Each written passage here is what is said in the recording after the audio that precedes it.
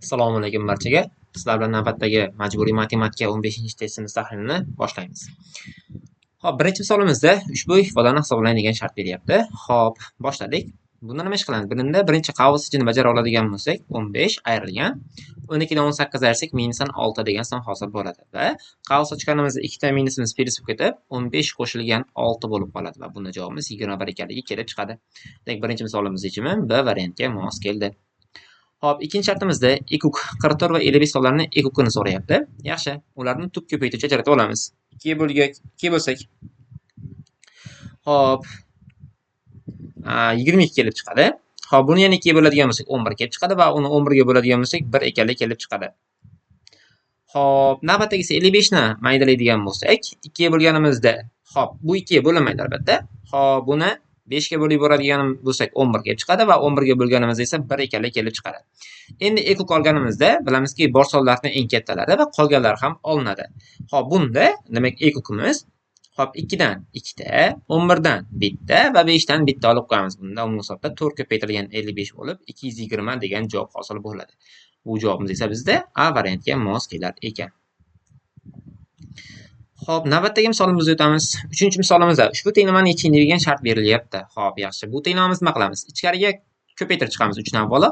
6x minusdan 3 minusdan 6 barobar 9 bo'lib qoladi. Mana manfiy sonlarni o'ng tarafga musbat qilib olib o'tamiz. 6x barobar hop 9 qo'shilgan 9 bo'lib qoladi. Ya'ni minus 3 ga minus 6 minus 9 bo'lib o'ng tarafga plus 9 bo'lib o'tyapti.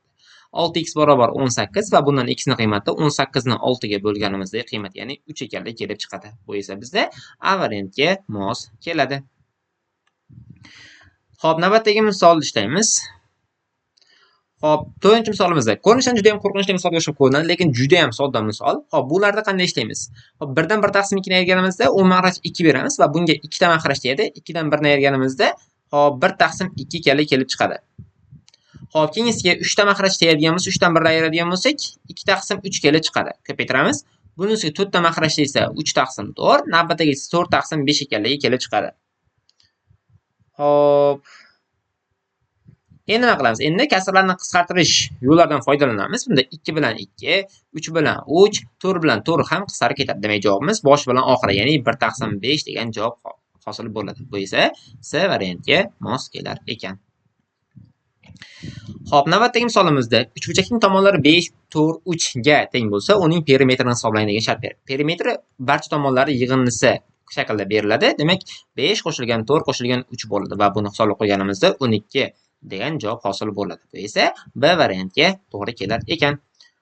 Xo'p, 6-misolimizda 2 qop shakarning og'irligini toping deyilyapti. Xo'p, bu yerda 1 qop shakarning og'irligi 3 kg 500 gram. Demak, 1 qop hop 3 kg nima ekan? 500 gram. Demak, 2 qop qancha bo'ladi shunda? 2 qopimiz shunga yana 3 kg 500 gram qo'shib qo'yadigan bo'lsak 7 kg ekanligi kelib chiqadi. Ya'ni mana shu ifodamizni hop 2 ga nima qilishimiz kerak? Ko'paytirib qo'yishligimiz kerak. Shunda 7 kg degan javob hosil bo'ladi. Bu esa bizda C variantga mos keladi. 7-misolimizga o'tamiz. Rasmdagi har bir kubchaning hajmi 1 mm kub bo'lsa, hosil bo'lgan jismning hajmi hisoblanyapti. Demak, bu yerda har bittasini hajmi 1 mm kub bo'ladigan bo'lsa, nechta ekanligini topib qo'yishimiz kifoya bo'ladi. Xo'p, bunga e'tibor beradigan bo'lsak, hop, mana bu yerda 4 ta kvadratcha bor, to'g'rimi? 1, 2, 3, 4. Demak, bitta qavatimiz 4 ta bo'ladigan bo'lsa, mana tomonga sanaymiz. 1, 2, 3, 4, 5 ta. Demak, mana shu 4 talik qavatdan 5 ta bor ekan. Demak, umumiy hisobda kubchalarning soni 4 ko'paytirilgan 5 bo'lib, 20 ta ekanligi kelib chiqadi. Bu esa mana shu jismning hajmini aniqlab beradi. Demak, 20 mm kub degan javob bo'lar ekan. Bu esa bizda B variantga to'g'ri kelar ekan. Masalan, bitta kubchani hajmini 2 mm kub deganda 20 ni 2 ga ko'paytirib qo'yardik. 3 deganda 3 ga ko'paytirib qo'yardik. Xulosa, mana shu hajmini topib, uni nechtaligiga ko'paytirib qo'ysak yetarli bo'ladi. 8-misolimizda rasmdagi parallelpedning to'la sirtini toping. Xo'p, mana shu misol juda ko'pchilik majburiy fan o'qiyotganlar uchun qiyinlik tug'diradi, chunki parallelpedning to'la sirtini topish formulasi juda uzunroq. Uning formulasi quyidagicha bo'ladi. S barobar 2 ko'paytirilgan A ko'paytirilgan B ko'paytirilgan C plus A ko'paytirilgan C formulasi orqali topiladi. Bizda A 2 ga teng, Xo'p, A 4 ga teng,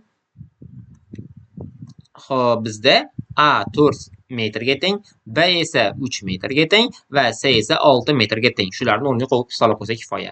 S barobar 2 ko'paytirilgan A ko'paytirilgan B, ya'ni 4 ko'ruvchimiz 12 bo'ladi. Plyusdan B ko'paygan C 3 kor 6 miz 18 bo'ladi. Qo'shilgan A ko'paytirilgan C 4 kor 6 miz esa 24 bo'ladi. Endi shularni qo'shib chiqamiz. 2 ko'paytirilgan 54 bo'ladi va bundan 108 metr kvadrat degan javob hosil bo'ladi. Mana shu parallelpetimizning to'la sirtini yuzi. Demak, javobimiz D varianti. 9-misolga o'tamiz. Ushbu tenglikni qanoatlantiruvchi natural yechimlar yig'indisini toping deyapti. Xo'p, bu tenglikni oddiyga nechamiz? Demak, 2 ta x kichkina 11, mana bu plus 5 o'ng tarafga minus bo'lib o'tadi. Va 2 ta x kichkina 6 bo'lib qoladi va xuddi tenglama ishlatganda ishlaymiz buni ham. 2 ga bo'lib yuboradigan bo'lsak, x kichkina 6 taqsim 2, ya'ni x kichkina 3 dan bo'lib qoladi. Demak, ximiz 3 dan kichkina bo'lgan sonlarni qanoatlantirar ekan. Bizda lekin natural yechimlar deyilayotganligi uchun faqatgina 3 dan kichkina bo'lgan natural sonlarni qo'shib qo'yamiz. Bunda 1 va 2 degan javoblar bo'ladi. Shularni qo'shib qo'ysak 1 plus 2 imiz 3 degan qiymat keltirib chiqaradi. Bu esa bizda mana B javobga to'g'ri kelar ekan. So'nggi misolimizda ushbu kasrning butun qismini aniqlang deyilyapti. Xo'p, 31 ni 4 ga bo'lganimizda quyidagicha holat bo'ladi. 7 ta bor, 4 kere 7 28, ayir qo'ysak 3 qoldiq chiqadi va bu kasrimizning ko'rinishi, ya'ni 31 taqsim 4 ko'rinishi 7 butun 4 dan 3 holatiga to'g'ri keladi. Endi bizdan uning butun qismi so'ralayotganligi uchun aynan 7 degan javobni qabul qilib qo'yamiz. Bu esa bizda A variantiga mos keladi. Demak, shu bilan 15-testimiz tahlil to'g'ri tugadi. E'tiborli uchun rahmat. Sog' bo'linglar, salomat bo'linglar.